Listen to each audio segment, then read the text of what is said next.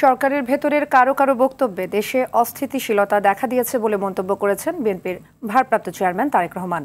সরকারকে নিরপেক্ষভাবে দায়িত্ব পালনের আহ্বান জানান তিনি। কুমিল্লা মহানগর বিএনপির কাউন্সিলে এই সব কথা বলেন দলের ভারপ্রাপ্ত চেয়ারম্যান। বিভেদ সৃষ্টির মাধ্যমে ঐক্যে ফাটল না ধরাতে রাজনৈতিক দলগুলোর প্রতি আহ্বান জানান তারেক। বিস্তারিত জানাচ্ছেন নাজিব ফরাইজি।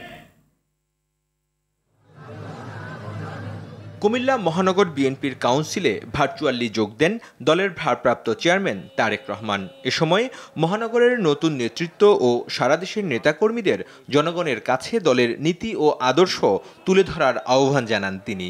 একটি রাজনৈতিক দলের পরিকল্পনাকে যদি সফল করতে হয় তাহলে সবচাইতে উত্তম পন্থা হচ্ছে ভোটের মাধ্যমে জনগণের সমর্থন নিয়ে সরকার গঠনের মাধ্যমে সেই পরিকল্পনাগুলোকে বাস্তবায়ন করা।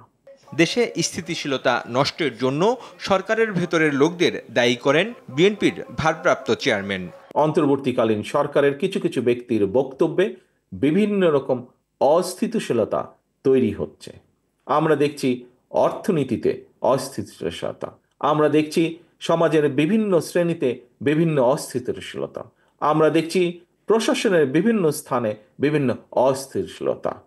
আমরা পরিষ্কারভাবে আজ আবারও এই সম্মেলনের মাধ্যমে, এই সম্মেলন অনুষ্ঠানের মাধ্যমে আমরা বলতে চাই, আমরা এই সরকারকে আমরা সহযোগিতা করতে চাই, কারণ আমরা চাই এই সরকার যত স্মুথলি, যত সুন্দরভাবে এই সরকার একটি নিরপেক্ষ নির্বাচন অনুষ্ঠিত করতে পারবে, আগামী দিনে গণতান্ত্রিক যাত্রা তত স্মুথ হবে।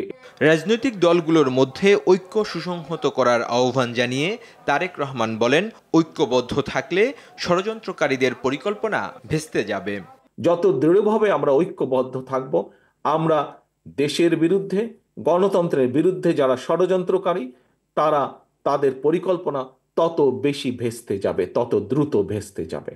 দ্রুত নির্বাচন চাওয়াকে অস্বাভাবিকভাবে দেখার সুযোগ নেই বলে মনে করেন দলটির ভারপ্রাপ্ত চেয়ারম্যান। তিনি জানান, নির্বাচনের মাধ্যমে ক্ষমতায় গেলে দেশকে এগিয়ে নেবে বিএনপি। শিগগিরই সেই পরিকল্পনা তুলে ধরা হবে।